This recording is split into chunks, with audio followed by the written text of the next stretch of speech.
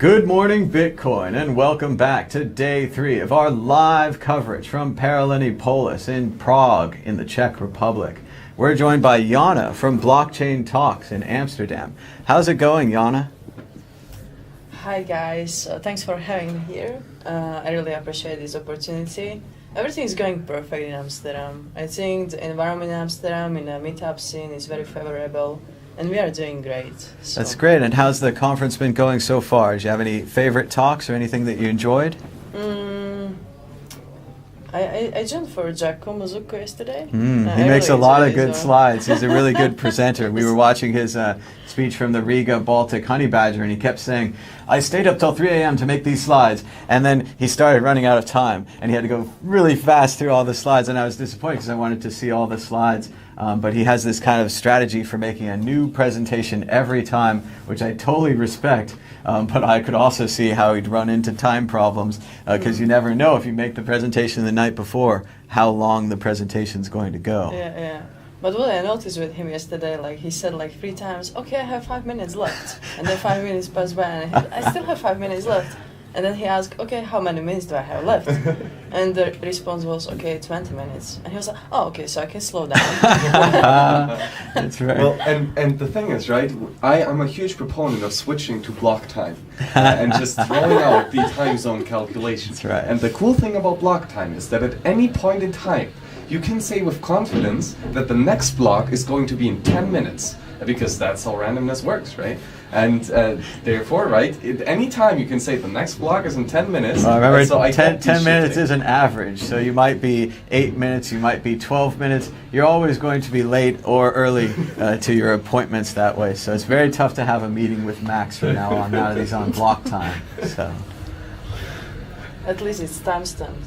There it is, it's provable. He'll always be late or he'll always be early. You can just check the blockchain. But Jana, you mentioned you're in Amsterdam and that you're working on Blockchain Talks. What do you guys do at Blockchain Talks? Blockchain Talks is a monthly conference hosting international speakers and ICOs as well. We've been in the market since August 2017. And besides monthly events in Amsterdam, we also hosted some in other cities like Rotterdam, Eindhoven, and The Hague. Great. And also we I'm not a big only fan host of the talks. Netherlands. I got to visit there last year. It was a beautiful country. You're very it was welcome. amazing. Yeah, well, thank you.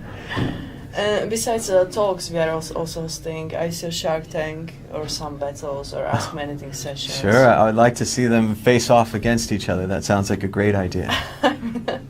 Last time there was so much interaction and so much friction as well that one of our volunteers texted me that, Jana, next time we have to get an MMA cage. That's right. A battle to the death. 2 ICOs enter, 1 ICO leaves. That's right. And also I think that the winning ICO would always be the one I have the heaviest bags in. Forget about the others. Yeah, well, let's see. So do you have free events or do you charge for these events? No, we charge for the events, and the reason for it that we have some people traveling from other cities, Sure. and we want to make sure that they get a spot. So this is one reason, and also another reason is that we believe that there shall be a commitment from both sides. So not only organizers and speakers arranging the stuff, creating content, but also attendees, committing at least something. Sure. So far it's money, but we also will do bounties, and we would like to improve. That sounds great, and of course it costs money to rent a space and to promote the event. And do you record or live stream these events? Yes, we do live stream. And are those free on the internet, or are those also have a pay? They are on our Facebook. Well, that's great. So anyone can learn about these things, but if you want to go there in person and you want the advantages of networking and face-to-face communication, it's probably worth paying a small fee. We also have wonderful beer-to-beer sessions. It's basically a name for our Great. networking Great. session. And also we are going to introduce KYI, Know Your Audience. Okay. So basically 10 people from audience will be able to pitch for 30 seconds what they're after. Oh, nice. We used to do a similar thing at the San Francisco Bitcoin meetup. We called them lightning talks far before Lightning Network was ever a thing. And what I liked about it is they got maybe about 2 minutes to pitch their idea, and computer geeks, programmers, they don't talk in 2-minute sentences, so the buzzer would always go off and we'd always have to give them the hook. And that's my favorite part, when you're out of time, say your web page and you're done, and then next one comes in. So. And we talked to Jeff or Fulmo from Lightning, who's working on Lightning here on this couch with a couple other peers, and they are organizing the Lightning Hack Day in Berlin and now in New York. And he's a big fan of the unconference style of conferences and meetups, that everyone can talk and everyone can say what his or her project is and what problems he is trying to solve. And that way we have much more interaction and communication within the audience, which will of course help everyone, because this will all further all our own projects. So how do you think can these meetups be organized even more so that the community is involved and that all projects get some time within their dedication? I also like unconference concept, especially for meeting startups and investors. This works well. We had recently a fresh conference like 2 weeks ago on one island next to Amsterdam. I think it went really great. It wasn't organized by us, but the concept worked out well. Sure. But for us, I mean, given the fact that we are having international speakers, the potential for collaboration with them from our audience is it's not much, I would say. So we are doing these events only for knowledge sharing and for getting latest updates from industry, basically. And who do you have coming up? When's your next blockchain talk?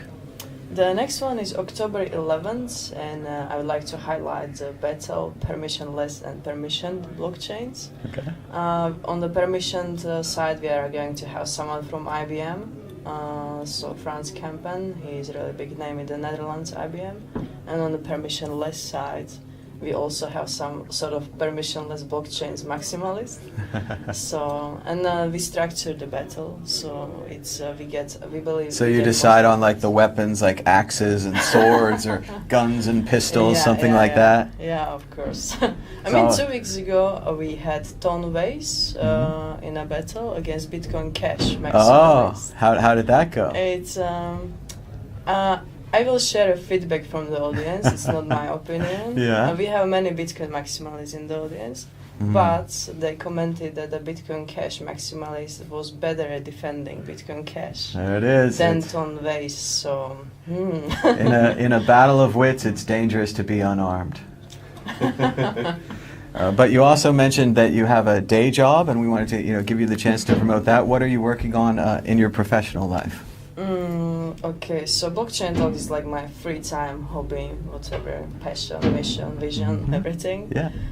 And my full-time occupation is a peer-to-peer lending platform. It's called Ethic Hub. Okay. And we are microfinancing Mexican farmers. Our target market is also other emerging economies. And what is our competitive advantage is that we want to become DAO as soon as possible. Sure. And also another thing is that we provide lenders better benefits because they are lending money with social impact. And also borrowers get a benefit of lower interest rates than what they are used to now. Yeah, I forget the name, but I used to donate to this online service where we would all chip in like $5, $25, and then the loans would go to people in developing countries who need it to repair their shop or to buy a cow or something like that. And I really liked it because it was like a direct lending. And certainly I think they kind of pre-funded the loans, so I was like post-funding them because the people already had the cow. Oh, yeah. But it was I forget the name right now, but it was a really cool idea and a great website. How are you doing it differently with, say, Bitcoin or the blockchain? Basically, we are building on existing microfinancing framework. So on the borrower side, we are covered as it comes to risk assessment, and we have 8,000 farmers in the network. Nice. And currently, we are using blockchain to facilitate the transfer of value from lenders who are potentially in developed countries to borrowers in emerging economies. Well, that sounds great. And of course, in lending, there are risks involved, right? Inherently, there is a counterparty risk because you give the money to someone else, and you have to trust that he is going to be able to, in the future, pay back with the cash flow that he's generated. So what types of projects do you fund? And is it just consumer credits, which you buy a car for, that does not give you the cash flow to pay back the debt? Or is it more a project finance where entrepreneurs need that money to start their business to then generate cash flow, which they can use to pay back the loan? So for us, the borrowers are coffee growers, Mhm. so they follow the harvest cycles. And as Yeah. mentioned, we are building on existing framework. Mm-hmm. And existing one, it's been around since 20 years, around. And default risk is 3%. Okay. And also, okay, it's some risk, but we are covered on the lender side because we are taking some percentage to create a reserve fund. So I think for lenders, it's a safe bet. For borrowers, I mean, we will, when something goes wrong, we'll investigate afterwards. We pay the lender.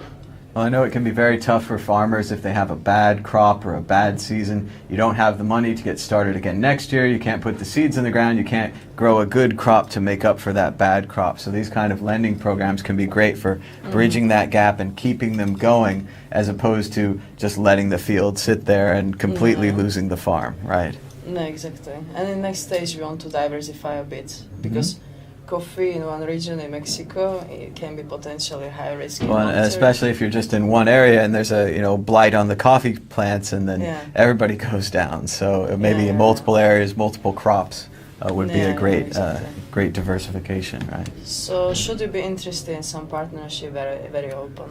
Mm-hmm. Oh, well, tell them where they can go. What's the website? They can check that out. ethichub.com. All right, great. Max, do you have another question?